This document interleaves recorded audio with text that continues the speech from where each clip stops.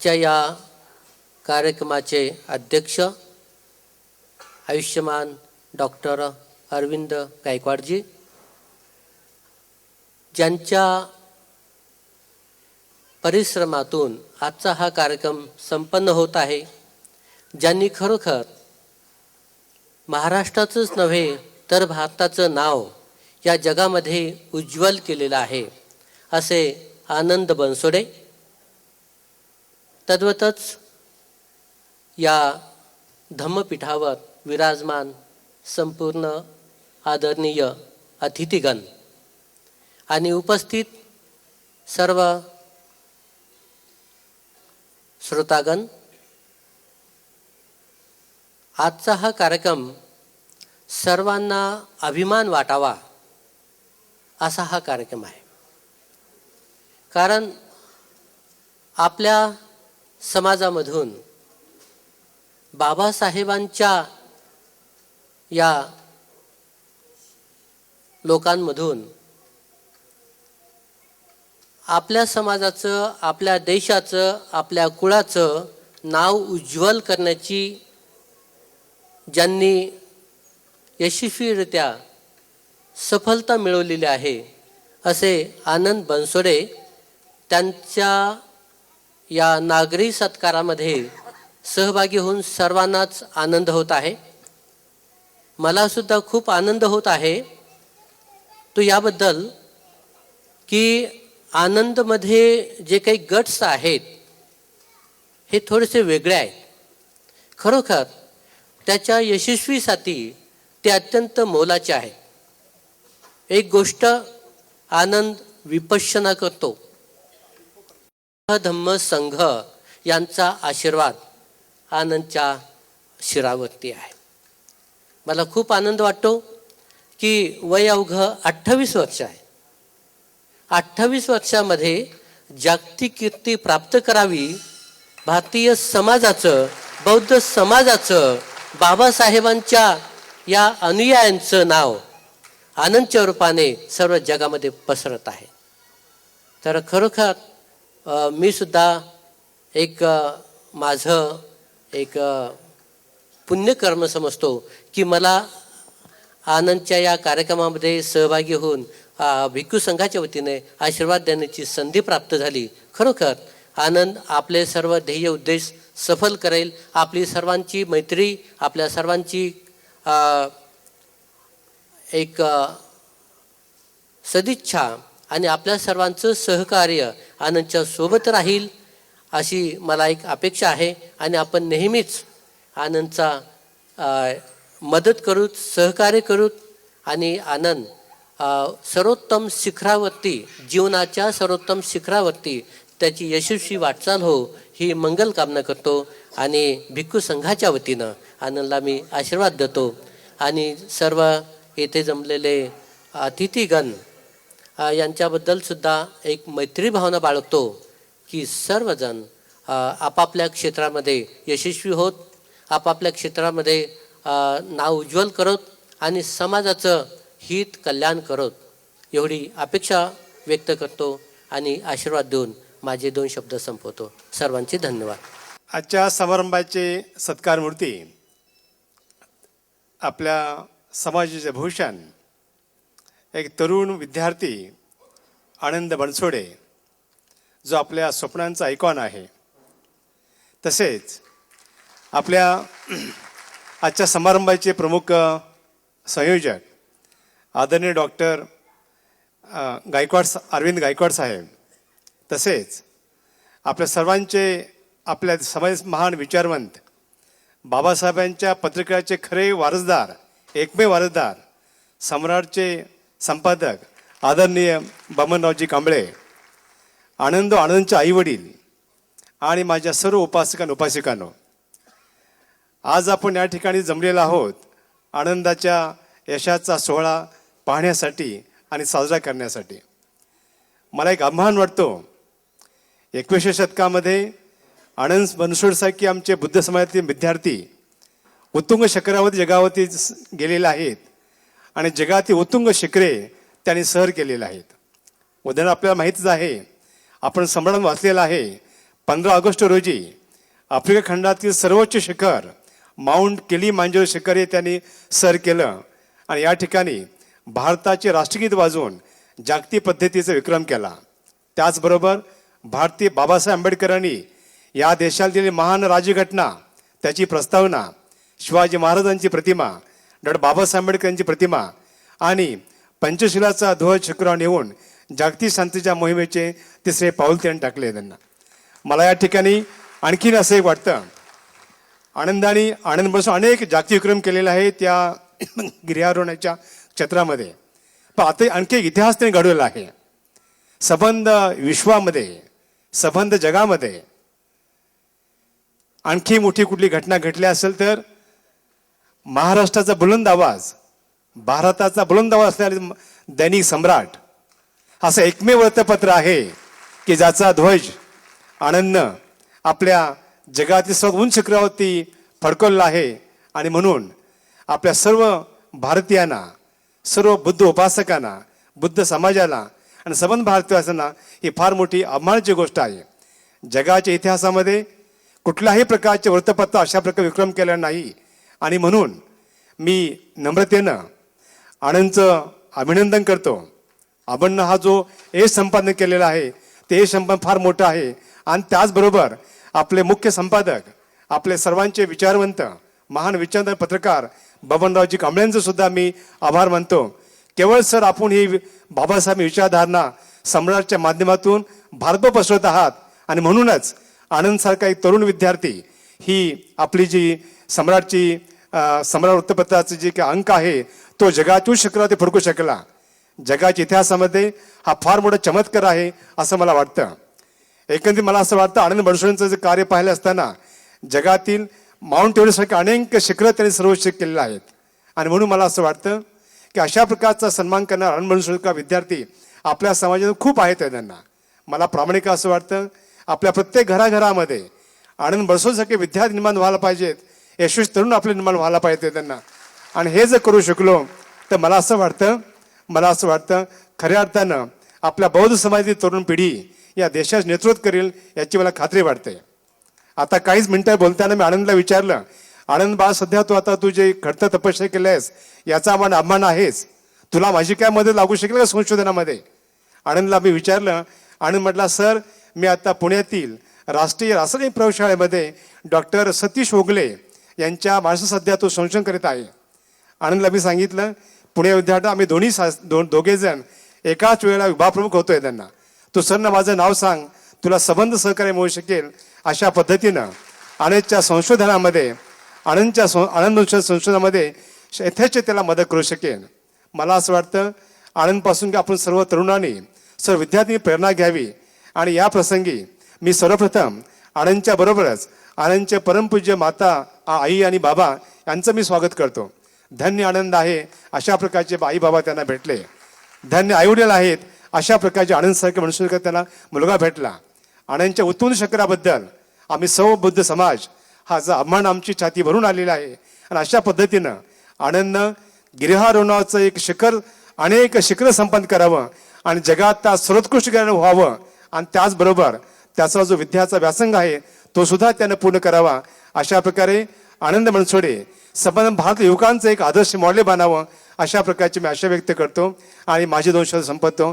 जय हिंद, जय भारत. आदरणीय कुलगुरू सरांनी आशीर्वादपर या ठिकाणी मनोगत व्यक्त केले. यानंतर आपण वळत आहोत सत्कारमूर्ती, एक जिगरबाज असा भीमसैनिक, जागतिक कीर्तीचे गिर्यारोहक आयुष्यमान आनंद बनसोडे. पण एकदा बुलंद अशा जोरदार टाळ्या मंडळी. धन्यवाद. जे काम माझ्या जन्मभूमी सोलापूरने केलं नाही, आज ते औरंगाबादने करून दाखवलेलं आहे. त्यामुळे तुम्हा सर्वांना मानाचा जय भीम. माझे आदर्श ज्यांनी एव्हरेस्ट सारख्या कित्येक ज्यांची उंची एव्हरेस्ट सारख्या कित्येक शिखरांपेक्षाही जास्त आहे असे डॉक्टर बाबासाहेब आंबेडकर,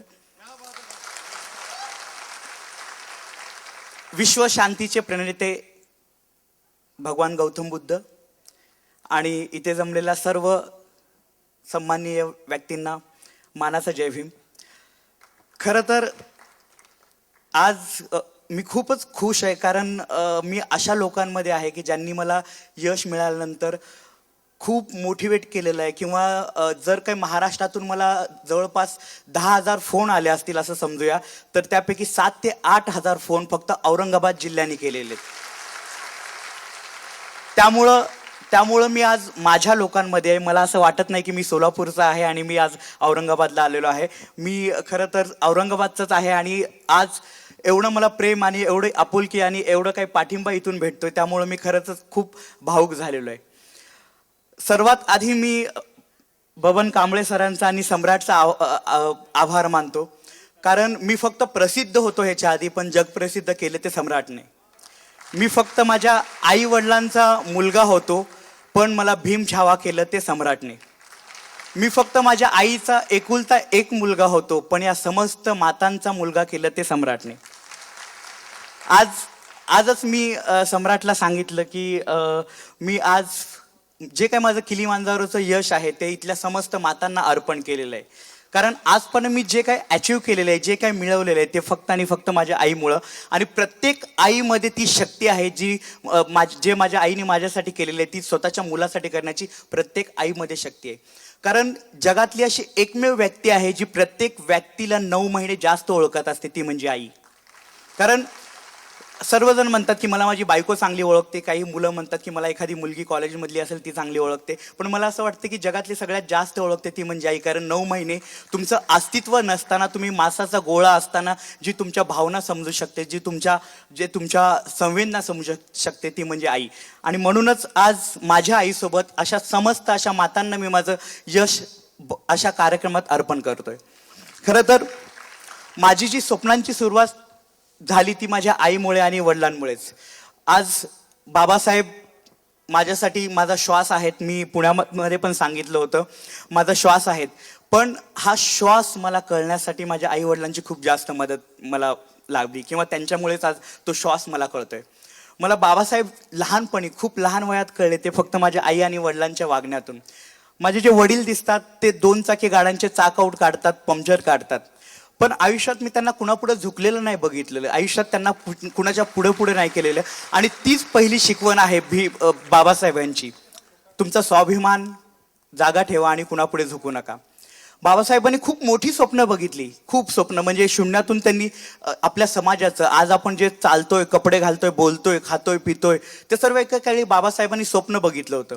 म्हणजे अतिशय वाईट परिस्थिती असताना चांगल्यातल्या चांगल्या भविष्याचे स्वप्न बघणं हे आपल्याला आपल्या बाबासाहेबांनी दिलेलं आहे. आणि ते स्वप्न मला माझ्या आईने दाखवली. म्हणून या दोघांच्या फक्त वागण्या बोलण्यातून मला बाबासाहेब खूप जास्त चांगले कळाले. अतिशय गरीब अवस्थेत आम्ही, एक छोटीशी झोपडी होती घरामध्ये, अशी अवस्था होती घरामध्ये लाईट नव्हती, आणि माझ्या 3 बहिणी आणि आई वडील आणि मी, असं आमचं छोटंसं कुटुंब राहत होतं.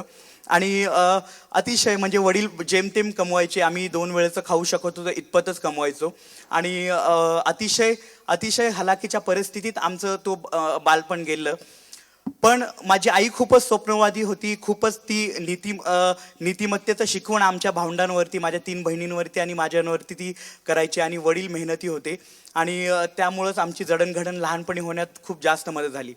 माझ्या लहानपणी डॉक्टरांनी, माझा जन्म झाल्या मी 5 वर्ष असताना डॉक्टरांनी सांगितलं होतं की हा मुलगा आयुष्यात काही बनू नाही शकत. कारण मला त्यावेळी काही फिट्स येत होते, काही झटके येत होते, आणि त्यामुळं माझ्या आईला त्यांनी सांगितलं होतं की हा मुलगा कंप्लीट आयुष्य एका भीतीखाली जगेल. पण आज तुम्ही बघताय की जगातलं सर्वात धाडसी काम मी केलेलं आहे. मी शाळेमध्ये अतिशय मुलगा होतो, अतिशय अशक्त होतो. आई खूप लाड करायची, त्यामुळं आईचा पदर पकडूनच सतत माझे नातेवाईक मला चिडवायचे की आईचा सतत पदर पकडलेला असतो, हाय काही बनू शकत नाही. पण त्या आईचा पदर पकडूनच आज जगाची सर्वोच्च उंची गाठून दाखवलेली आहे. कारण त्या पदरामध्ये तेवढी ताकद आहे की येणाऱ्या प्रत्येक संकटांना तोंड देण्याची जिद्द किंवा चिकाटी माझ्यामध्ये, ते पदरच माझ्यामध्ये ठासून भरू शकतो. लहानपणी खूपच अतिशय मुलगा होतो शाळेतला. म्हणजे 3माही, 6माही, 9माही ज्या काही परीक्षा असतात त्या फेल होतो. तो वार्षिक परीक्षेत कसाबसा ढकलगाडीने मी शाळेमध्ये पास होतो. असं 1ली ते 9वी चाललं, आणि 9वीमध्ये मी फेल झालो. माझ्या आई आणि मी ज्यावेळी शाळेत गेलो तेव्हा माझ्या मुख्याध्यापकांनी सांगितलं की तुमचा मुलगा जगातल्या कुठल्याही शिक्षण संस्थेत शिक्षण घेण्याच्या लायकीचा नाही आहे. पण आज मी नॅशनल केमिकल लॅबमध्ये रिसर्च करतोय. सरांनी आत्ता जसं सांगितलं, आजपर्यंत ज्या काही लोकांनी माझ्याबद्दल मत सांगितलं ज्या काही लोकांनी माझ्याबद्दल एक गोष्ट सांगितली की तू एखादी गोष्ट करू शकत नाही, आणि ती गोष्ट मी करून दाखवलेली आहे. कारण मी भीम छावा आहे असं दैनिक सम्राटने म्हणलेलं आहे. ती जे काही शक्ती आहे, ती जी काही ताकद आहे, ती जी काही एक मोटिवेशन आहे, ते बाबासाहेबांमुळे माझ्यामध्ये मिळालेलं आहे. मी जेव्हा कधी एकांतात बसतो त्यावेळेला त्या काळाचा विचार करतो, बाबासाहेबांच्या काळाचा, की त्यांना त्यावेळेला काही हातात नव्हतं, काही नव्हतं, त्यांना शाळेमध्ये बसू दिलं जात नव्हतं, त्यांची सतत अपमान होत होते, त्यांना त्यांचं भविष्य माहीत नव्हतं, त्यांना काही तशा प्रतिकूल परिस्थितीत त्यांनी एक चांगल्या भविष्याचं स्वप्न बघितलं. फक्त स्वतःसाठी नाही तर समाजासाठी चांगल्या भविष्याचं स्वप्न बघितलं आणि ते स्वप्न सत्यात आणून दाखवलं. आणि म्हणूनच हा स्वप्नातून सत्याकडे जाणारा मार्ग मला माझ्यासाठी सतत प्रेरित करतोय आणि तो मला माझ्या स्वप्नांकडून सत्याकडे घेऊन जाणार आहे. खरं तर लहान वय जेव्हा होतो, 9वी फेल झाल्यानंतर माझ्या आईची इच्छा होती की मी शिक्षण घ्यावं. त्यामुळं माझ्या आईने मला आणखी एकदा 9वीमध्ये घातलं आणि 10वीमध्ये मी पहिल्या नंबरनी पास झालो. त्यानंतर मी ITI केलं, डिझेल मेकॅनिक केलं, त्यानंतर 11-12 सायन्स केलं, BSc केलं. BSc फिजिक्समध्ये शिकत असताना ज्या वेळेला मला असं वाटलं की लहानपणी ज्या वेळेला माझे कधी अपमान होत होते, शाळेमध्ये अपमान होत होते, घरात अपमान होते, मी अशक्त होतो, शाळेमध्ये अतिशय ढ होतो आणि सतत अपमान होत होते माझ्या शिक्षकांकडून. त्यावेळेला मला असं सतत वाटायचं की मी एकांतात जेव्हा जायचो त्यावेळेला मला असं सतत वाटायचं की मी आयुष्याची अशी उंची गाठावी किंवा अशा उंचीवरती जावं त्या ठिकाणी माझा अपमान करण्यासाठी कुणी पोहोचलं नाही पाहिजे. आणि तेच ते विचार होते ज्यांनी मला जगाची सर्वोच्च अशी उंची गाठण्यासाठी मोटिवेट केलं. जे बालवयाचे विचार म्हणतो ना 6वी-7वी मधले, तर त्या वयाने मला ते सांगितलं की तू जगाची सर्वोच्च उंची गाठली पाहिजे. तर हे माझं स्वप्न होतं. आणि BSc शिकत असताना मी या फील्डबद्दल माहिती घेण्यास सुरुवात केली. या फील्डबद्दल माहिती घेण्याबद्दल मी अनेक लोकांना भेटलो, पण अनेक लोकांनी मला माहिती दिली नाही. पुण्यातले स्पेशली सदाशिव पेठेतले लोक, मॅडमशी आत्ता मी बोललेलोच आहे, तर त्यांनी मला या फील्डबद्दल माहिती दिलीच नाही. आणि त्यांनी अनेक वेळा सांगितलं की ही फील्ड खूप महागडी आहे आणि तुझ्यासारख्या गरीब मुलाला हे शक्य नाही, ते शक्य नाही, असं नाही तसं नाही. सोलापुरातल्या अनेक लोकांनी सांगितलं, कारण या फील्डमध्ये फक्त जोशी, कुलकर्णी, देशपांडे अशीच आडनाव होतं आणि बनसोड हे नाव हे फर्स्ट टाइम आहे या फील्डमध्ये. आणि तेही बनसोडे आडनाव असं आहे की ते आडनाव आता कोणी मिटवू शकत नाही, एवढ्या उंचीवरती ते गेलेलं आहे. तर माझ्यामध्ये खूप कॉन्फिडन्स आहे, म्हणजे खूप आत्मविश्वास आहे. जरी कुणाला असं वाटत असेल की खूप अति बोलतोय, पण हे बाबासाहेबांमुळे आहे. कारण बाबासाहेबांना पण लोक असे म्हणायचे की खूप बाबासाहेब बोलतात, खूप स्वाभिमानाने बोलतात. कारण तो स्वाभिमान, तो सर्व काय आहे, तो मला अनुवंशिक मिळालेला आहे बाबासाहेबांपासून. त्यामुळं जरी आज माझ्याकडे काही नसलं, जरी मला खायला प्यायला अन्न नसलं, तरी तो स्वाभिमान कुणापुढे झुकायचा नाही. आजपर्यंत असं अनेक लोक घोषणा देतात की आनंद बनसोडे तुम आगे पडो. आपण समाजाने हेच केलेलं आहे की एखाद्याला आपण बाबासाहेबांनंतर अशा अनेकांना आपण पुढं पकडलेलं आहे, तुम आगे पडो. ती लोक तर पुढे गेली, पण त्यांनी बाबासाहेबांना वाटून घेतलेलं आहे. पण मला ते करायचं नाही. मला मोठं कधी व्हायचं नाही. इथला प्रत्येक युवकाला, इथला प्रत्येक युवक जो आहे, ज्याच्या पुढे आता सध्या अंधकार आहे, ज्याच्या घरची आर्थिक परिस्थिती गरिबीची आहे, ज्याच्या पुढं त्याला माहीत नाही की मी उद्या काय करणार आहे, परवा काय करणार आहे किंवा 6 महिन्यांनी काय करणार आहे, अशा प्रत्येक युवकाला घेऊन मला पुढं जायचं आहे. त्याला त्याच्या स्वप्नांमध्ये बळ द्यायचं, त्याला एक विश्वास द्यायचा आहे की आनंद जर करू शकतो तर मी हे करू शकतो. हे मला करायचं आहे. अनेकांनी तुम्हाला स्वप्न दाखवली की बाबासाहेबांना घेऊन आम्हाला संसदेत जायचं आहे, बाबासाहेबांना घेऊन मला विधानसभेत घ्यायचं आहे.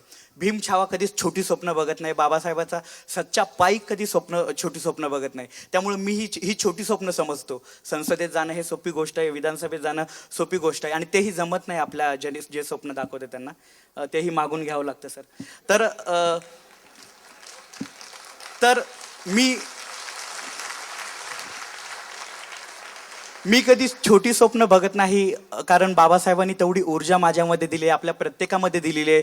इथल्या सरांचं मी जेव्हा कधी फोन लावतो आणि त्यावेळेला ते जे असतं की इथल्या लंगड्यांना त्यांनी पाय दिले, लोळ्यांना त्यांनी हात दिले आणि ज्यांना बोलता येत नव्हतं त्यांना घडाघडा बोलायला शिकवलं. तर बाबासाहेबांनी एवढं काही दिलेलं आहे, त्यामुळं छोटी स्वप्न बघणं मला मान्य नाही. बाबासाहेबांना घेऊन मला 7 खंडाच्या 7 सर्वोच्च शिखरांवरती जायचं आहे आणि तिथूनही पुढं मला बाबासाहेबांना घेऊन अवकाशात जायचं आहे. कारण तेवढी ऊर्जा,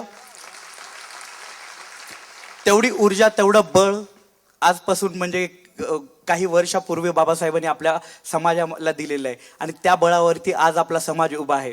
फक्त एवढं एकच मला सांगायचं आहे की स्वतःला कधी कमी समजू नका, स्वतःमध्ये कधी न्यूनगंडाची भावना देऊ नका. आपण हिरे आहोत. इथले हजारो वर्ष आपण जमिनीखाली गाडले गेलेलो होतो आणि जे जमिनीखाली गाडलं जातं हजारो वर्ष तो हिरा असतो आणि अतिशय मौल्यवान असतो. फक्त त्या स्वतःमधल्या हिराला ओळखा, फक्त त्या स्वतःतल्या हिऱ्यामधला ओळखा आणि तुम्ही किती मौल्य हे जाणून घ्या आणि बघा यश तुमचंच आहे. विश्वास ठेवा, स्वतःला कधी कमी समजू नका. मीही तेच केलं. 2006 ते 2010 मध्ये मी जे कोर्सेस आहेत या फील्डमधले ते कोर्सेस कंप्लीट केले. म्हणजे माझ्या आईवडिलांनी असं नाही की हे घे डोंगर चढायला, घे पैसे आणि जा, असं बिलकुल झालं नाही. कारण गरीब कुटुंब ज्यांना काही माहीत नाही, म्हणजे माझे आई 3री शिकलेले आहे, वडील 10वी झालेले आहेत आणि याचा खूप मोठा फायदा मी घेतलेला आहे. कारण त्यांना आज ते जर शिकलेले असते किंवा ते मला म्हणले असते की तू डॉक्टर बन, इंजिनियर बन, असं बन तसं बन, पण आज मला जे मनापासून वाटतं, जे मला आतून येतं ते मी करू शकतो, ते फक्त आणि फक्त माझ्या आईवडिलांनी दिलेल्या माझ्या स्वातंत्र्यामुळेच. तर 2006 ते 2010 मध्ये आईवडिलांचा अपोज होता, पण 3 वेळा मी घरातून निघून गेलो होतो या कोर्सेससाठी. 28-28 दिवसांचे उत्तरकाशी, दार्जिलिंग आणि मनाली या ठिकाणी मी कोर्स कंप्लीट केले. आणि त्यानंतर 2010 मध्ये T2 नावाचं एक शिखर होतं हिमाचलमधलं, जे आत्तापर्यंत एकाही मानवाने क्लाइंब केलं नव्हतं. त्या शिखरावरती पहिलं मानवी पाऊल ठेवून तिथं जाणार पहिला मानव बनण्याचा मान मला. त्यानंतर ऑब्व्हियसली जे काही स्वतःचा कॉन्फिडन्स म्हणजे जो काही बिल्डअप झाला या फील्डबद्दल, तो माझा बिल्डअप झाला आणि मला असं वाटलं की मी आता माउंट एव्हरेस्टसाठी काहीतरी केलं पाहिजे. आणि मला फक्त एव्हरेस्ट सर करायचं नव्हतं, तर त्या ठिकाणी देशाची संविधानाची प्रस्तावना घेऊन जायची होती, शिवाय देशाचं राष्ट्रगीत त्या ठिकाणी वाजवायचं होतं. म्हणून मी त्याची एक स्पॉन्सरशिप फाईल बनवली आणि महाराष्ट्राच्या CM पासून अनेक बड्या मंडळींना, उद्योगपतींना, आमदार खासदारांना भेटलो. अनेक लोकांनी मला सांगितलं की गरीब लोकांनी एवढी मोठी स्वप्न का बघावीत, किंवा मेकॅनिकच्या मुलांनी फक्त मेकॅनिकच झालं पाहिजे, तुझ्याकडे 50,000च्या लोनसाठी सिक्युरिटी नाही तर तू लाखाच्या गोष्टी काय बोलतोस. अशा अनेक लोकांनी माझे अपमान केले. या प्रत्येकाने मला एकच गोष्ट सांगितली की तू जे काही स्वप्न बघतोय किंवा तुझं जे काही चाललेलं आहे ते तुझ्यासाठी इम्पॉसिबल आहे. त्या इम्पॉसिबलचा मी कधीच ऐकलं नाही, फक्त पॉसिबल ऐकत गेलो आणि आज म्हणूनच इथं माझा नागरी सत्कार होतो. त्यानंतर असं म्हणतात की जेव्हा एखादी गोष्ट आतून निघत असते, मी त्या काळात 2007 मध्ये विपश्यना केली होती आणि त्या विपश्यनेचा आज मी जे काही बोलतोय, जे काही सांगतोय किंवा जे काही करतोय, आज जे काही एवढी मोठी साहस करतोय, ते फक्त आणि फक्त विपश्यनेमुळेच. कारण विपश्यनेमध्ये एवढी ताकद आहे की आज मी जर विपश्यनेचे चमत्कार सांगितले तर चमत्काराला बुद्ध धर्मामध्ये स्थान नाही आहे, पण आहेत चमत्कार. एका मुलाला जन्म झाल्यानंतर डॉक्टर सांगतात की एका आयुष्यात हा एका भीतीखाली जगेल, तर तो जगातलं सर्वात अवघड काम करून दाखवतो. हा विपश्यनेचा चमत्कार आहे. एका शाळेतल्या मुलाला सांगतात त्याचे मुख्याध्यापक की हा जगातला कुठल्याही शिक्षण संस्थेमध्ये शिक्षण घेण्याच्या लायकीचा नाही आहे. तो अमेरिकेत जाऊन 6 महिने शिक्षण घेतो, आता नॅशनल केमिकल लॅबमध्ये रिसर्च करतो. हा बुद्ध धर्माचा चमत्कार आहे. आणि तो कुठलेही नवस न मागता हे चमत्कार होतात सर बुद्ध धर्मामध्ये, आणि कुठल्याही कोंबडीचा बळी दिला जात नाही, कुठलाही नाही. त्यामुळं हे चमत्कार खूप जणांना दिसत नाहीत, पण हा आनंद बनसोडे तुमच्या पुढे उभा आहे, तो एक खूप मोठा चमत्कार आहे, खूप मोठा चमत्कार आहे. हे तुम्हाला कळलं नाही. ज्या वेळेला माझं स्वप्नातून सत्याकडे पुस्तक वाचाल त्यावेळेला तुम्हाला नक्की कळेल की ते पुस्तक म्हणजे किती मोठा चमत्कार आहे आणि मी म्हणजे किती मोठा चमत्कार. मी स्वतःला सर चमत्कार समजतो म्हणूनच. आणि हा माझा चमत्कार आहे, हा बुद्धांचा चमत्कार आहे. त्यांनी मला सर्व काही दिलेलं आहे.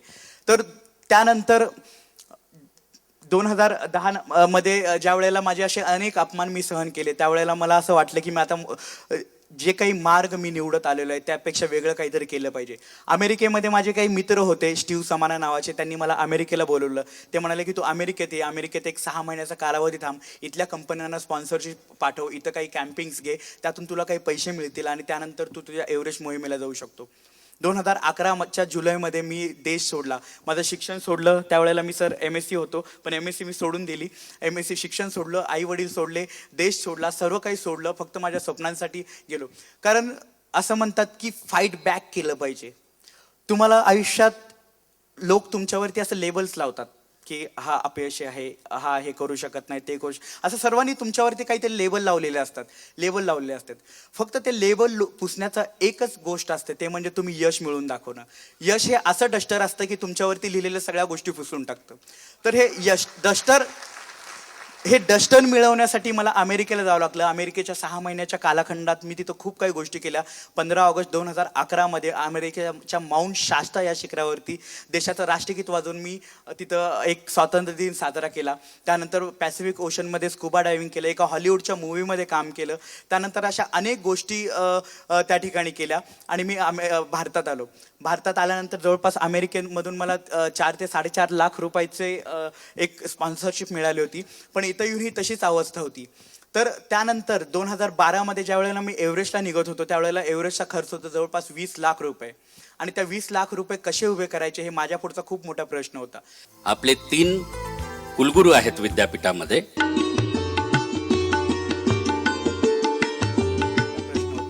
पण माझ्या आईला आणि वडिलांना त्यावेळेला माझ्या स्वप्नांची किंमत कळाली आणि माझ्या तिन्ही बहिणींना आणि भाऊजींना माझ्या स्वप्नांची किंमत कळाली. आणि त्यांना हेही कळून चुकलं की ही स्वप्न म्हणजे त्याच्यासाठी सर्वस्व आहेत आणि त्याच्यासाठी आपण काहीतरी केलं पाहिजे.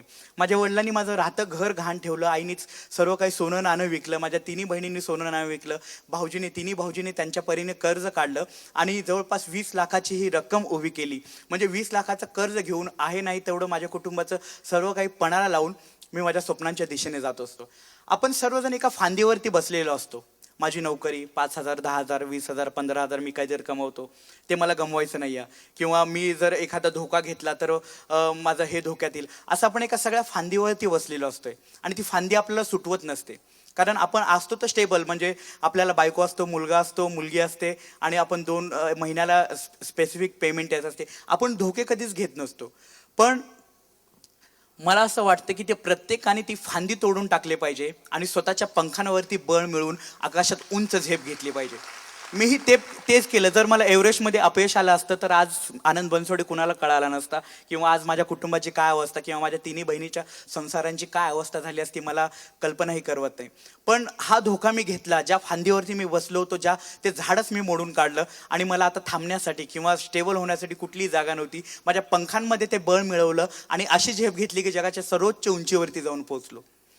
2012 जेव्हा सागरमाता संस्थेकडून मी या मोहिमेला निघालो, त्या मोहिमेमध्ये मी पहिल्यांदा लुकलाला पोहोचलो. त्यानंतर एव्हरेस्टच्या बेस कॅम्पला जे 17,500 फूट आहे त्या बेस कॅम्पला पोहोचलो. आता हे फास्ट सांगतो टेक्निकल गोष्टी. एव्हरेस्ट बेस कॅम्पचं तापमान असतं -16 ते -20 अंश सेल्सिअस इतकं कमी असतं. आणि त्यानंतर खुंबू आईसफॉल जो जगातला सर्वात भयानक अशी हिमनदी आहे, त्या हिमनदीमधून आम्हाला पुढे जावं लागतं. हिमनदीमधून पुढे गेल्यानंतर कॅम्प 1 येतो ज्याची 19,000-19,500 फूट उंची आहे आणि 11:30च्या आसपास मी टॉप ऑफ दी वर्ल्ड होतो. जगाच्या सर्वोच्च उंचीवरती होतो. जे लहानपणी जे अपमान होतात म्हणून मी तिथं जायचा विचार केला होता जगाच्या सर्वोच्च उंचीवरती, तर त्या ठिकाणी मी पोहोचलो होतो. त्या ठिकाणी पोहोचून मी आधी माझ्या आईवडिलांना आणि माझ्या गुरूंना धन्यवाद दिले. आणि एका बाजूला तिबेट, एका बाजूला चायना, एका बाजूला नेपाळ, असं माझ्या आयुष्यातला तो सर्वात असा सुंदर व्ह्यू होता. तिथं मी काय विचार करत होतो ते सांगणं थोडंसं अवघड असलं तरी तिथं माझ्या डोळ्यांमधून पाणी वाहत होतं आणि ते माझ्या आयुष्यातला सर्वोत्तम असा खजिना होता. आपल्याला अनेकांनी सांगितलं नाही, ज्या वेळेला पहिला भारतीय बौद्ध, आंबेडकरवादी बौद्ध ज्या वेळेला जगाच्या सर्वोच्च उंचीवरती गेला तेव्हा ही आपल्या समाजाला ही गोष्ट कळते. जगाच्या सर्वोच्च उंचीवरती गौतम बुद्धाची मूर्ती बसवलेली आहे 2007 हे अनेकांना माहीत नाही किंवा अनेकांनी आपल्याला कधी सांगितलंच नाही. पण त्या गौतम बुद्धाच्या मूर्तीपुढे मी नतमस्तक झालो. माझ्या पुस्तकात मी लिहिलेलं आहे. मी सर्व धर्मांबद्दल लिहिलं आहे. मी सर्व धर्मांचा अभ्यास केलेला आहे आणि हा अभ्यास प्रत्येकाने केला पाहिजे. कारण आपल्याकडे काय चांगलं आहे हे जर जाणून घेण्याचं एक सर्वोत्तम मार्ग म्हणजे सर्व धर्मांचा अभ्यास करा. मी माझ्या स्वप्नातून सत्याकडे पुस्तकामध्ये सर्व लिहिलेलं आहे. गीतेमधलं लिहिलेलं आहे, कुराणमधलं लिहिलेलं आहे, बायबलमधलं लिहिलेलं आहे. आणि अंतिम याच्याकडे जाताना निसर्गाच्या नियमांकडे ते पुस्तक जातं. ज्या वेळेला मी टॉप ऑफ दी वर्ल्ड जातो त्यावेळेला निसर्गाच्या नियमांकडे जातं. निसर्गाचे नियम म्हणजे फिजिक्स म्हणजे बुद्ध धर्म. तर ह्या निसर्गाच्या नियमांकडे हे पुस्तक तुम्हाला घेऊन जातं माझं स्वप्नातून सत्याकडे. आणि आज मी जे काय आहे ते फक्त आणि फक्त निसर्गाच्या नियमांमुळेच, फिजिक्समुळेच. अनेकांनी मला खाली दाबलं. मी सांगितलं आत्ताच मॅडमला, अनेकांनी मला खाली दाबलं, इतकं खाली दाबलं की तू हे करू शकत नाही, ते करू शकत नाही. अनेकांनी खाली दाबलं. पण असं म्हणतात की ज्या वेळेला एखाद्या गोष्टीला तुम्ही खाली दाबता त्यावेळेला तुमच्यामध्ये पोटेन्शियल एनर्जी जमा होत असते आणि त्या पोटेन्शियल एनर्जीचं कायनेटिक एनर्जीमध्ये कन्वर्ट करून असं काय मी उडी घेतली की टॉप ऑफ दी वर्ल्ड जाऊन पोहोचलो. तर असे अनेक फिजिक्सचे आणि बुद्ध धर्माचे नियम मी अप्लाय केलेले आहेत. आज अनेक लोक मला भेटतात आणि अनेक सांगतात की तुम्ही गणपतीचे मध्ये तुमच्यामध्ये गणपतीचा अंश आहे, तुमच्यामध्ये शिवाचा अंश आहे, तुम्ही देव आहात, आणि माझ्या पाया पडतात. मी म्हणतो पडा बाबा पडा, आणि असं वर बघून म्हणतो थँक्यू बाबासाहेब. बघा अनेक लोक पाया पडतात. त्यामुळं मला असं वाटत नाही की आज आपल्यावरती अन्याय होतोय. म्हणजे अनेक लोक म्हणतात की आपल्यावरती अन्याय होतोय. ज्यांनी अन्याय करते ते पाया पडतात, आणि काय अन्याय. पण एक गोष्ट लक्षात घ्या, जी बाबासाहेबांनी पण सांगितली आहे, मी पण सांगतो. लोक पाया कुणाच्या पडतात? जो शक्तिशाली आहे. अन्याय कुणावरती होतो? जो दुबळा आहे. त्यामुळे दुबळं पण सोडून द्या पहिली गोष्ट. आज तुम्ही बघता एक आनंद बनसोड उठतो, स्वतः काही नसतं त्याच्याकडे, खायला प्यायला अन्न नसतं लहानपणी, पण तो शक्तिशाली उठतो, एकदम स्वतःमधली ताकद दाखवून देतो, जगाच्या सर्वोच्च उंचीवरती जातो. आज जग त्याच्या पाया पडते. हे तुम्हाला पण शक्य आहे. फक्त तुम्ही ते दुबळं पण सोडून द्या, लाचारपणा सोडून द्या, स्वतःला कमी समजू नका कधी. बाबासाहेबांनी सांगितले जय भीम 10 वेळा दिवसातून कमी म्हणा. जय भीम म्हणजे बाबासाहेबांना पण ते अपेक्षित नव्हतं तुम्ही त्यांच्या नावाचा जय जयकार करावं, पण स्वतःला हे दिवसातून 10 वेळा पटवून द्या की मी शक्तिशाली आहे. ते तुम्हाला सर्व काही मिळवून देईल. आणि जर तुम्ही जर स्वतःला 10 वेळा पटवून दिले की मी शक्तिशाली आहे, तर मी सर्व काही करू शकतो, तर तुम्ही ही जगाच्या सर्वोच्च उंचीवरती, तुम्ही जिथं आहात तिथल्या सर्वोच्च उंचीवरती जाल आणि जग तुमच्या पाया पडेल. अन्याय कुठं होतोय? अन्याय होणारच नाही ना. बाबासाहेबांनी सांगितलंय आपण बोकडाची बळी देत असतो, सिंहाची बळी किंवा वाघाची बळी आपण कधी देत नाही. त्यामुळे सिंह आणि वाघ व्हा तुम्ही, जसा मी झालोय. आज अनेक लोक सांगतात की तू एवढं बिंदास्त बोलतो, एवढं बेधडक बोलतो, नक्की तुला भीती वाटत नाही का तुझ्या भविष्याची? मी आउट ऑफ रीच आहे सध्या. म्हणजे उंची म्हणजे जास्तीत जास्त एखादं रेंज कुठपर्यंत जात असते?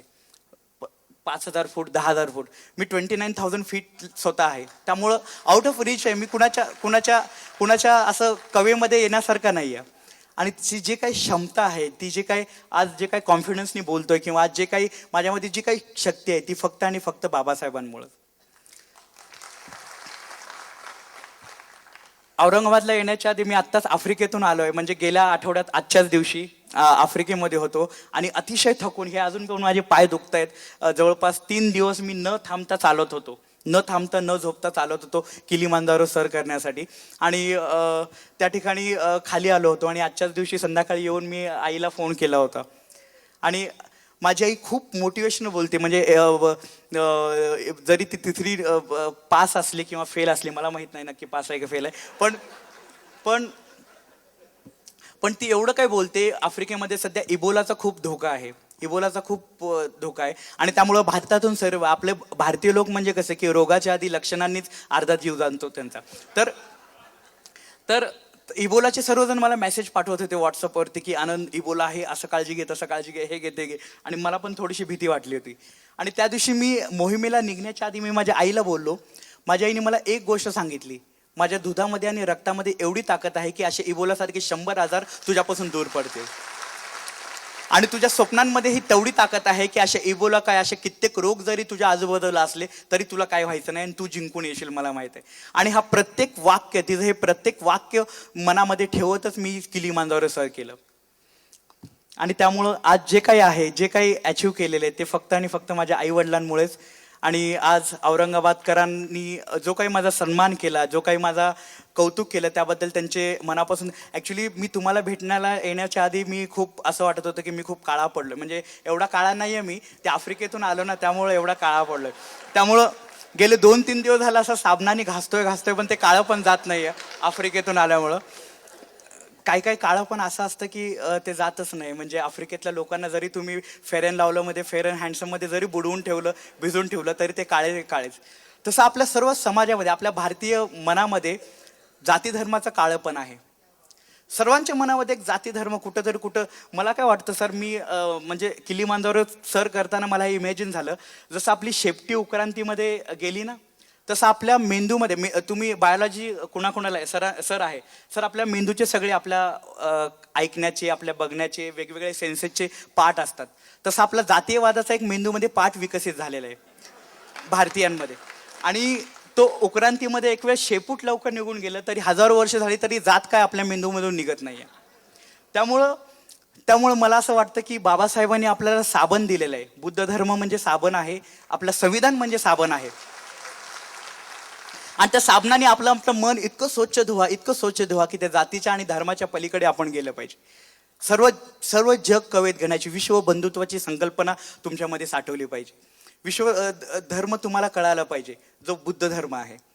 त्या साबणाने तुमचे मन स्वच्छ धुवा. असं काय काय असं डोके असतात की ज्याला किती पण, आफ्रिकेतल्या काळ्या लोकांसारखे, त्याला किती पण वेळा बुडवलं तरी ते जात काय त्यांच्या डोक्यातून जातच नाही. तशा लोकांना सोडून द्या, पण तुम्ही मोठं व्हा, ह्या जाती धर्माच्या पलीकडे मोठं व्हा. आणि त्यावेळेला जगाला तुमच्याकडे बघितलं पाहिजे.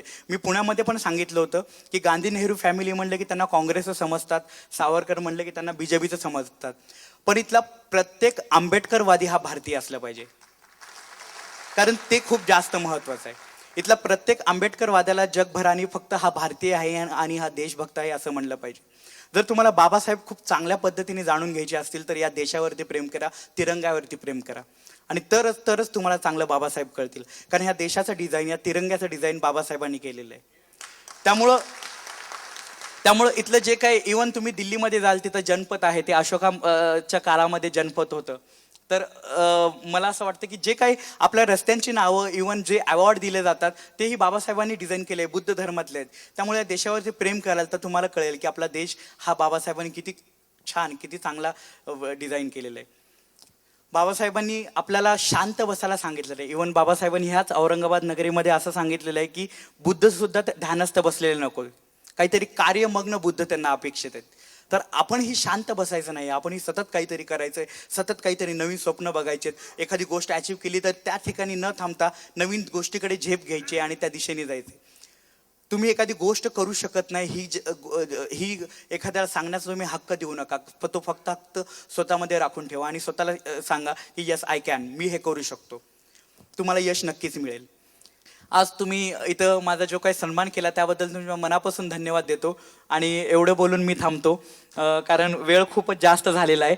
आणि आज जे काही माझं कौतुक होतंय, जे काही मला मिळतंय, किंवा जे काही मी श्वासही घेतोय, मला अनेक जण सांगतात की तुम्ही एवढं अचीव केलं पण बाबासाहेबांना विचारलं नाही. पण श्वास, मी असं म्हणेल की मग तुम्ही जगताय पण श्वास घ्यायचं कसं काय विसरलं नाही, असे हे लोक म्हणतात. कारण आज जे काही अचीव केलंय, जे काही मिळवलंय ते फक्त आणि फक्त भीमा तुझ्या जन्मामुळेच. जय हिंद, जय भीम, जय भारत. थँक्यू. आजच्या कार्यक्रमाचे अध्यक्ष, आपल्या समाजातील समाजभूषण, एक समाजरत्न डॉक्टर अरविंदजी गायकवाड सर. आपण सर्व सभागृह स्तब्ध झालेलो होतो. आनंदच्या प्रत्येक वाक्यामध्ये आपण स्वतः आनंदमय होऊन गेलेलो होतो. ज्याप्रमाणे महाकारुणिक तथागत भगवान गौतम बुद्धाच्या भिक्खू संघामध्ये महास्तवीर आनंद नावाचं एक वादळ आणि अतिशय तेवढंच प्रज्ञावान असे जे आनंद होऊन गेले, त्या आनंदाच्याच उंचीसारखा एक वेगळा आनंद आज ह्या सभागृहामध्ये या आनंदाने आपल्याला दिलेला आहे. त्यांच्याविषयी किती बोलावं आणि काय बोलावं. आनंद जगातली कोणतीही शिखर जी निर्माण आहेत भौगोलिक, ती तुला थांबवू शकत नाहीत, हे तू सिद्ध करून दाखवलेलं आहे. आणि यानंतर बाबासाहेब आणि बुद्धाचं नाव तुम्ही अवकाशामधून पुन्हा ह्या सर्व पृथ्वीवरच्या वासियांना ते सिद्ध करून दाखवणार आहात. त्याबद्दल जेवढी तुम्हाला खात्री आहे, आता तुमच्यापेक्षा जास्त या सभागृहाला खात्री आहे. आणि म्हणून तुमच्या प्रत्येक कृतीत, तुमच्या प्रत्येक उंचीमध्ये जो विनय, जी निष्ठा, जी प्रेरणा आणि जो विश्वास आहे, या सर्व आनंदाला आनंद देणारं जे काही आज रसायन इथं तयार झालंय, अशा रसायनाचे जे कोणी ज्ञात आणि अज्ञात शिल्पकार आहेत, बहिणी असतील, भाऊजी असतील, आई वडील असतील, तुमचे गुरु असतील, तुमचे सहकारी असतील, त्या सर्वांप्रती आम्ही अतिशय विनम्रतेने कृतज्ञता व्यक्त करतो. आणि दुसरी एक महत्त्वाची गोष्ट मी या प्रसंगी नमूद करतो की सर, तुमचा आदेश मानून बबन कांबळे साहेब, जेव्हा आपण चोपडे सरांचा आणि मॅडमचा सत्कार केला त्या दिवशी आपण सांगितलं की आनंदचा प्रोग्राम घ्या आणि त्यांना मदत करून तुम्ही त्यांचं स्वागत करा. खरोखरच मला अतिशय आनंद होत आहे की औरंगाबाद मधली आमची सर्व या विचारावर श्रद्धा असणारी सर्व मंडळी एकत्र आली आणि अतिशय कमी अवधीमध्ये आम्ही हा एक कार्यक्रम देण्याचा प्रयत्न केलेला आहे. यामधले जे काही त्रुटी असतील, ज्या काही उणिवा असतील, आपण त्या मोठ्या मनानं माफ कराव्यात एवढी एक विनंती करतो. आणि एकच घोषणा करतो सर, एवढी विनंती आनंदला आणि तुम्हा सर्वांना. सम्यक बौद्ध उपासक उपासिका महासंघ येणाऱ्या लवकरच काही काळामध्ये औरंगाबादच्या बाबासाहेब आंबेडकरांच्या कर्तृत्वाने पुनीत झालेल्या भूमीमध्ये 1,00,000 बौद्ध बांधवांचं सामूहिक त्रिशरण पंचशील आम्ही आयोजित करतोय. आणि बुद्ध आणि बाबासाहेबांची प्रतिमा स्टेडियमच्या आत ठेवून हेलिकॉप्टरमधून आम्ही पुष्पवृष्टी करतोय. माझी आनंदला आणि ह्या सभागृह ह्या विचार मंचावरील सर्वांना आज आपल्याला खराखुरा आनंद असा झाला की त्याचे प्रमुख पाहुणे म्हणून आपण आनंदला त्या दिवशी इन्व्हाइट करूयात. आणि हा सन्मान हा टोकन आहे, परंतु तुम्ही बाबासाहेबांची आणि बुद्धाची उंची एवढी वाढवली, त्यासाठी सुद्धा 1,00,000 लोकांच्या साक्षीनं आम्ही त्या दिवशी तुमचा सत्कार करणार. हे सम्यकच्या वतीनं मी तुम्हाला इथे सांगून ठेवतो. आणि जास्त वेळ न घेता आपल्या जीवनातला प्रत्येक जो काही हा अंश आहे बाबासाहेब फुले शाहू आंबेडकरी विचारांचा, तो आपण पुन्हा एकदा असाच व्यापक आणि वैश्विक करूयात एवढी एक अपेक्षा ठेवतो. राजाभाऊंनी आईचं महत्त्व सांगितलं. आता आपल्या डोळ्यातून पाणी येतं, तर या आयांच्या डोळ्याला काय होत असेल.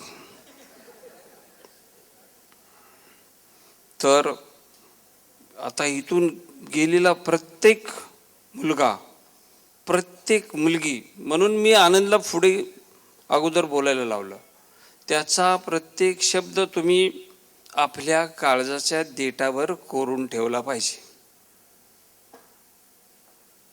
त्याचे विचार आपल्या डोक्यात प्रिझर्व करून ठेवले पाहिजे. आणि इथून पुढे बाहेर गेल्यानंतर आपलं असं नाही आपण मनोरंजन करायला इथे आलेलो नाही. आपण आपलं स्वतःचं प्रबोधन करायला तर आलोच, पण आणखी आपल्या पुढच्या अनेक पिढ्यांचं आपणाला प्रबोधन करून इथून जायचं आहे. तेव्हा लक्षात ठेवा, आपला प्रत्येक कार्यक्रम हा संकल्प दिन असला पाहिजे. आज आपण इथून जाताना संकल्पच केला पाहिजे. मी आमचे धम्मगुरू आहेत, भंतेनंही सांगेन, तुम्हीही संकल्प करूनच बाहेर जायचं. मी तर प्रत्येक कार्यक्रमात काहीतरी संकल्प करतोच, काहीतरी घेऊन जातोच. मी काही येडाय काय मुंबईवरून एवढ्याला मी ते यायला, काहीतरी घेऊन जातोच आणि काय देऊन पण जातो. याद राखा, बाबासाहेबांच्या प्रत्येक पिल्लांना, सावदेकर कुठे आहेत, भीमाचं पिल्लू जागा असावं ते सांगतायत. वामनदादा सांगतायत आपणाला. वामनदादा हेही सांगतात ना, भीमा तुझ्या मताचे जर का 5 लोक असते, तलवारीचे तयांच्या न्यारेच टोका असते. मी त्या छातीटोकपणे सांगतोय, वामनदादा तुम्हाला अभिप्रेत असलेल्या भीमाचं 1 पिल्लू मी आहे, मला 4 द्या. आनंदने मगाशी स्वाभिमानाच्या गोष्टी केल्या आणि त्याने लाचारी आपल्या समाजात कशी आहे हेही सांगितलं. डॉक्टर गायकवाड साहेब यांनी तुम्हाला कळकळीचं आवाहन केलं. आता इथून पुढे जाताना, बाहेर जाताना का तुम्ही ते त्यांचं आवाहन आपल्या काळजात कोरून ठेवायला पाहिजे. औरंगाबाद या औरंगाबाद शहरामध्ये, जिल्ह्यामध्ये 30 ते 40% आपली जनता आहे, पण आपला एकही आमदार नाही. मग असे आपण सांगितलं, सत्तेची होलपट होते आपली. आज आपला एक कुलगुरू आहे त्या जागेवर.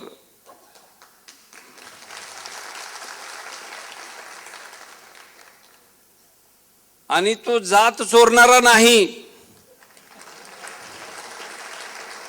हे महत्वाचं आहे. भीमाचं पिल्लू जागा असावं. एक भीमाचे लेकरू तिथं आहे. त्यांनी काय सांगितलं आनंदला, म्हणून मी तिथे बाजूलाच बसवला. पहा आपले लोक, आणि जगाचा म्हणजे नियमच आहे, खुर्ची मिळाली की सोडत नाहीत. मला ती मिळाली होती, पण मी बघा मागे मागे मागे इकडे 5व्या 6व्या नंबरला आलो. असं खुर्ची सोडणारं भीमाचं पिल्लू असावं. अहो, ज्याचा मान आहे त्याला दिलाच पाहिजे ना. तुम्ही त्यांच्या बाजूला बसला म्हणून त्याचाही फायदा झाला ना. मग तुम्ही कानात गुजगोष्टी केल्या, हेच हेच हेच आपणाला कळत नाही. जे ज्या लायकीचे आहे तिथे त्यांना बसवा ना. अरे ज्यांची लायकी नाही तेही तिकडे जात आहेत. माझ्या पोरांनो आणि पोरींनो, असं उंच जा की आम्हाला ती ठिकाणं कळू द्या, समाजाला कळू द्या. यासाठी हा कार्यक्रम आहे, नुसता सत्कार नाही. डॉक्टर साहेब याच्यासाठी आहे की माझी मुलं माझ्या मुली मोठ्याच झाल्या पाहिजेत. आपण सांगितलं की वरती जायला पाहिजे, असे अधिकारी व्हायला पाहिजे. स्वाभिमानाच्या गोष्टी आपण करतो. इथे बाबासाहेब इथे राबले तुमच्या औरंगाबादमध्ये. तुम्हाला सर्वात जास्त स्वाभिमान कळायला पाहिजे औरंगाबादकरांना. त्याच औरंगाबादमध्ये आपण किती लाचार आहोत. स्वाभिमानाच्या गोष्टी आपण करतो ना. बाबासाहेबांनी 14 ऑक्टोबर 1956 आपल्याला स्वाभिमान दिला ना. ही माणसं काय लाचार आहेत काय? स्वाभिमानानं जीवन जगले आणि उंच शिखरावर गेली ना. हे आमचे चोपडे सर एका इथल्या प्रसिद्ध विद्यापीठाची कुलगुरू आहेत ना, नंबर 1. आणि त्यांनी त्या मागच्या गेल्या महिन्यातल्या विद्यार्थ्यांच्या सत्कार समारंभातच सांगितलं की या विद्यापीठाला नंबर 1 केल्याशिवाय राहणार नाही, भीमाचा छावा सांगणार नाही.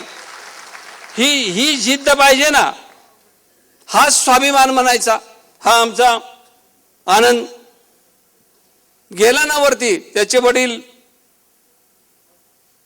अजूनही पंक्चर काढतायत, पण चला झुकतायत का कुठे? तुम्ही पण देश विदेशाचा दौरा करा. देश विदेशातले लोक पाहायला जा. ते किती मोठे आहे, त्या मानाने आपण कुठे आहोत याचा विचार करा. बाबासाहेबांनी तो विचार केला. परदेशात जाऊन अभ्यास तर केलाच, पण मी कुठे आहे, माझा माणूस कुठे आहे याचा विचार केला. जे परदेशात गेलेले आहेत त्यांना कळालेलं आहे की आपण कुठे आहे, आपण आपली लायकी काय, आपली पायरी काय, आपण कुठल्या पायरीवर आहोत. आणि तसा ते प्रयत्न करतात तिथे जाण्याचा. मित्रांनो, जग पाहिल्याशिवाय आपणाला जगाचा अंदाज येणार नाही. जसं पाण्यात उडी टाकल्याशिवाय नदीत तिची खोली कळत नाही, तसं जग पाहिल्याशिवाय, जग जो पाहिल तो सुशील सुसंस्कृत आणि होईलच. वर जाईल नव्हे, उंच ठिकाणी जाईल. आता आनंदने ते जग पाहिलंय, चोपडे सरांनी ते जग पाहिलंय, डॉक्टरांनी ते जग पाहिलंय. आणि म्हणून ते त्या दिशेने त्या विचाराने झेप घेत आहेत. तेव्हा आपली पोरं, आपल्या पोरी जगात गेल्या पाहिजेत. तर या ठिकाणी हेच फक्त सांगायचं की आपण ज्या समाजामध्ये जन्मलो आणि जेव्हा वाढत जातो, एखाद्या मोठ्या पदावर जातो किंवा एखादं मोठं काम करतो, तर हा जो प्रवास आपल्या जीवनाचा असतो, तर त्यामध्ये एक गोष्ट मात्र आपण नक्कीच लक्षात ठेवायला पाहिजे की ज्या पद्धतीनं आपण वागतो त्याचं दुसरे लोक जे आहेत हे नक्कीच बघत असतात. त्यामुळे आपण ज्या पद्धतीने वागतो त्याचे परिणाम जे आहेत ते समाजावर कुठे ना कुठे पडत असतात. म्हणूनच एक अधिकारी म्हणूनही काम करीत असताना मी नेहमी हेच सांगत असतो की जे आपले अधिकारी कर्मचारी बांधव आहेत त्यांनी अतिशय प्रामाणिकपणे आणि बाकीचे जेवढं काम करतात त्याच्यापेक्षा आणखी जास्त काम आपण करायला पाहिजे. कारण समाजाची जी प्रतिमा तयार होते ते आपण ज्या पद्धतीने काम करतो, ज्या पद्धतीने वागतो, ज्या पद्धतीने वावरतो, त्यामुळे आपल्या समाजाची प्रतिमा एक तयार होत असते. आनंद बनसोडे सारखा एक मुलगा जो ह्या कठीण परिस्थितीमधून एव्हरेस्ट सर करतो, किलिमांजारो सर करतो, अल्ब्रुस सर करतो, तर एक आयडॉल आपल्या समाजामध्ये निर्माण होतो, ज्याचं ह्या आयडॉलचं दुसरे लोकसुद्धा त्यांनी प्रेरित होतात. त्यामुळे समाजाची जी इज्जत आहे ती इज्जत वाढवण्याकरता असे लोक कारणीभूत होतात. त्यामुळेच खास आनंद बनसोडेला भेटण्यासाठी या ठिकाणी मी आलो. मित्रांनो, अशी समाजाची इज्जत, अशी समाजाची शान आपल्या प्रत्येक वागण्यातून, प्रत्येक बोलण्यातून, जो या ठिकाणी स्वाभिमान म्हणून इथे कांबळे साहेबांनी फार विस्तृतपणे त्यावर सांगितलं, बरीचशी उदाहरणं दिली. आता आमच्या इकडे बरीचशी उदाहरणं आहेत, परंतु अधिकारी असल्यामुळे आमच्या मर्यादा आहेत, त्यामुळे अशी उदाहरणं बाहेर जाहीरपणे सांगता येत नाहीत. परंतु तरीसुद्धा ज्या ज्या ठिकाणी आपण आहोत त्या ठिकाणी चांगल्या पद्धतीने काम करायचं आणि आपण कुठल्याही याच्यावर जाऊ शकतो. जी मेरिट जी आहे, आपल्याला नेहमीच आपल्या समाजाला तुच्छ लेखलं जात होतं. मेरिटमध्ये आपण नाहीच आहोत किंवा मेरिटचे जे गुण असतात ते आपल्याकडे नाहीच आहेत असं नेहमी सांगितलं जायचं. मित्रांनो, आज अशी परिस्थिती आहे की महाराष्ट्रामध्ये आपले 3 कुलगुरू आहेत विद्यापीठामध्ये. याच्यापेक्षा आणखी दुसरं काय चांगलं मेरिट असू शकतं? अशा पद्धतीचे चांगलं काम आपल्या सर्वांच्याकडूनच व्हायला पाहिजे. जे चांगले आयडॉल्स, जे कुठे मोठ्या पदावर जाऊ शकत नसतील तरीसुद्धा त्यांचं वागणं, त्यांचं वावरणं इतकं चांगलं असायला पाहिजे की लोकांनी म्हणायला पाहिजे की ह्या समाजातील लोक बघा असे चांगल्या पद्धतीने वागतात, अशा चांगल्या पद्धतीने बोलतात. आणि याच्या मागं आपल्याला कुठली प्रेरणा असेल, ते आपल्याला स्वीकारायचं असेल आणि ज्याच्यावर चालायचं असेल तर तो आपला सर्वात सर्वश्रेष्ठ बाबासाहेबांनी दिलेला तो धम्म आहे. आता आम्ही प्रशासनामध्येही काम करीत असताना पंचशिलाचं पालन करतो आणि त्यामुळे जी ताकद मिळते, मग तो कुणीही राहू द्या, कुठल्याही पदावर राहू द्या, कुणालाही त्यांनी जर कायद्याच्या विरुद्ध करायला काही सांगितलं तर ताकदीने नाही म्हणायची जी ताकद येते ती ह्या पंचशिलामुळेच येते, हे या ठिकाणी मी तुम्हाला सगळ्यांना नमूद करू इच्छितो. मित्रांनो, या ठिकाणी आपण सर्वजण औरंगाबादकरांनी हा एक खूप चांगला कार्यक्रम या ठिकाणी आयोजित केला आणि विशेष म्हणजे त्यामध्ये आपण सम्यकच्या लोकांनी आणि सर्व त्यांच्या सहकार्यांनी, सर्व औरंगाबादकरांनी जो भरभरून प्रतिसाद दिलेला आहे त्याला खरोखरीच मी तुमच्या सर्वांचे त्याबद्दल धन्यवाद देतो. कारण असे चांगले जे आयडॉल्स आपल्या समाजामध्ये तयार होतात त्यांच्यामुळे समाजाचं सुद्धा एक स्थान जे आहे ते वाढतं, शान जी आहे ती वाढते. असे जास्तीत जास्त आयडॉल्स आपल्या समाजामध्ये आपण तयार करावेत, अशीच आपल्याला या ठिकाणी नम्र विनंती करून माझे 2 शब्द संपवतो. जय भीम.